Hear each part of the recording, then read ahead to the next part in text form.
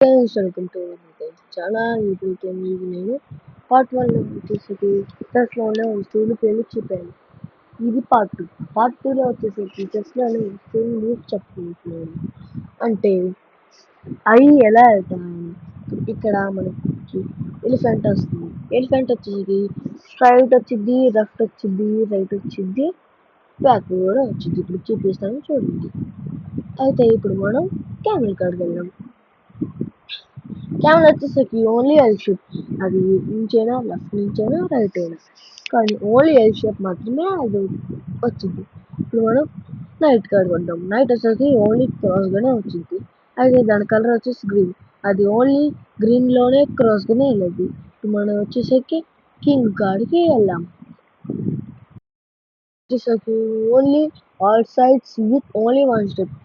King ఎటైనా కానీ ఒక స్టెప్ మాత్రమే వేయటం జరుగుతుంది. ఇప్పుడు కింగ్ వచ్చేసరికి క్రాస్గా వస్తాడు. ఇప్పుడు కింగ్ వచ్చేసరికి రైట్ వస్తాడు.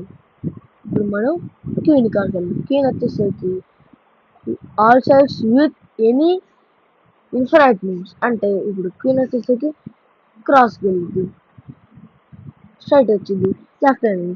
కానీ క్వీన్ వచ్చేసరికి all sides with one move only. ఇప్పుడు మనం సోల్జర్స్ కాడికి వెళ్ళాం. సోల్జర్స్ వచ్చేసరికి ఓన్లీ వన్ మూవ్ వెళ్తారు. కానీ ఎప్పుడైతే కిల్లింగ్ టైం, అది చంపటానికి వచ్చేసరికి క్రాస్కి వెళ్ళింది. చూడండి పార్ట్ 3 వచ్చేసరికి చెస్ గేమ్ ఎలా ఆడాలో నేర్పిస్తాను. ఈ వీడియో కానీ మీకు నచ్చినట్టయితే లైక్ చేయండి, షేర్ చేయండి, కామెంట్ చేయండి. సబ్స్క్రైబ్ మాత్రం మర్చిపోకండి ఫ్రెండ్స్. బాయ్.